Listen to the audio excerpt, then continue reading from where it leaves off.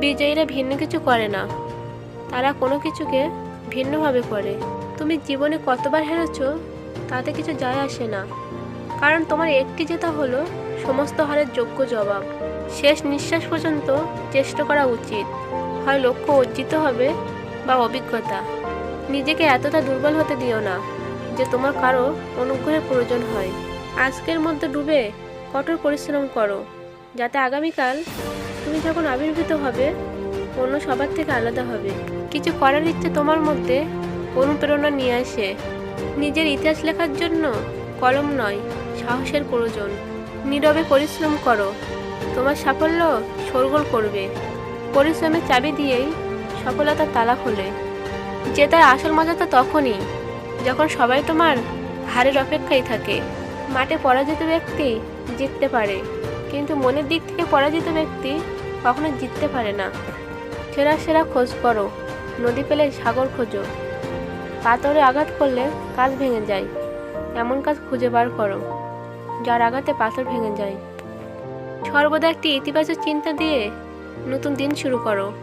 জীবনের প্রতিকূলতা থেকে পালানো সহজ, জীবনের প্রতিটি ক্ষেত্রেই পরীক্ষা আছে। যারা ভয় পায় তারা জীবনে কিছুই পায় না, যারা লড়াই করে তাদের পায়ের পাতায় সারা জগৎ থাকে। জ্ঞানী সে নয় যে ইটের জবাব পাথর দিয়ে দেয়, জ্ঞানী সে যে নিক্ষিপ্ত ইট দিয়ে ঘর তৈরি করে। যে অন্যের ফ্যান, কেউ তাদের ফ্যান হয় না। চেষ্টা বন্ধ না করা পর্যন্ত কেউ তাদের হারাতে পারবে না। নেশা করুন কঠোর পরিশ্রম করার, যাতে আপনার রোগ হয় সাফল্য পাওয়ার। বিশ্বের সবচেয়ে শক্তিশালী প্রেরণা হলো বিশেষ কারোর দ্বারা করা প্রত্যাখ্যান। দুঃখের মধ্যে দিয়ে যেমন সুখের পরিচয় পাওয়া যায়, তেমনি পরাজয়ের মধ্যে দিয়েই জয়ের সূচনা হয়। তুমি যদি জীবনে ভিন্ন কিছু করতে চাও তাহলে কখনো ভিড়ের অংশীদার হও না, কারণ ভিড় সাহস দেয় কিন্তু পরিচয় কেড়ে নেয়। সাফল্য সবচেয়ে বিশেষ বিষয় কি জানো? এটি তাদের প্রতি আকৃষ্ট হয় যারা কঠোর পরিশ্রম করে। যারা অপেক্ষা করে তারা ততটাই পায় যতটা অন্যরা চেষ্টা না করে চলে যায়। যদি তুমি ব্যর্থতার দিকে মনোযোগ না দাও তবে তুমি কখনোই সফলতা পাবে না। যে জিনিসগুলো তোমাকে চ্যালেঞ্জ করে সেগুলি তোমাকে চেঞ্জ করে।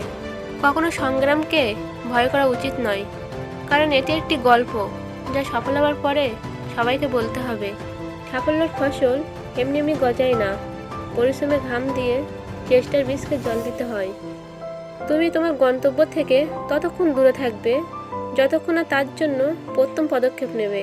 বৃষ্টির ফোঁটা ছোট, কিন্তু তাদের অবিরাম বৃষ্টি নদীর বড় বড় স্রোত হয়ে যায়।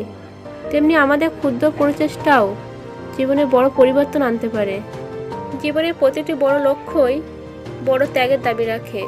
যেখানে প্রচেষ্টার মর্যাদা বড় হয় সেখানে ভাগ্যকেও মাথা নত করতে হয়।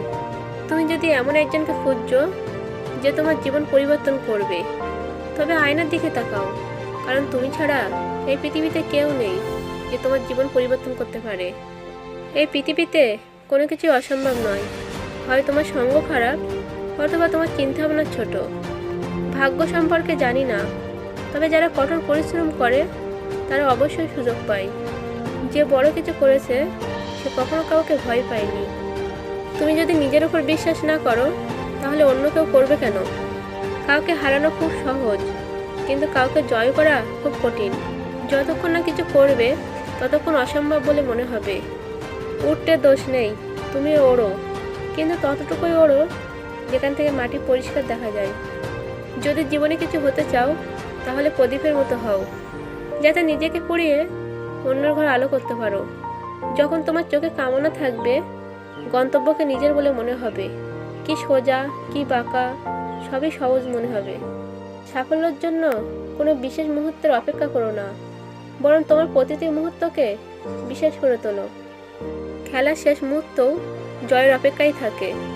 প্রতিটি ব্যর্থ প্রচেষ্টার জয় ও সাফল্যের একটি গুরুত্বপূর্ণ অংশ। ব্যর্থতা ও পরাজয়ের থেকে বড় শিক্ষক আর নেই। তুমিই পারো, এই বিশ্বাস তোমার হৃদয়ে বাঁচিয়ে রাখো। শুধু তুমিই পারবে, এই অহংকার কখনো তোমার হৃদয় আনবে না। আমি সেই খেলা খেলি না যেখানে জয় ফিক্স, কারণ জেতার মজা তখনই যখন থাকে হারানোর রিস্ক। পিঠ সবসময় শক্ত রাখতে হবে, কারণ প্রশংসার প্রতারণা দুটোই হয়ে আসে পেছন থেকে। তো বন্ধুরা, এই ছিল আজকে ভিডিওটি। যদি ভিডিওটি ভালো লাগে একটু লাইক, কমেন্ট অ্যান্ড শেয়ার করবেন। এরকম ভিডিও পেতে আমাদের চ্যানেলটি সাবস্ক্রাইব করবেন। ভালো থাকবেন, সুস্থ থাকবেন। ধন্যবাদ।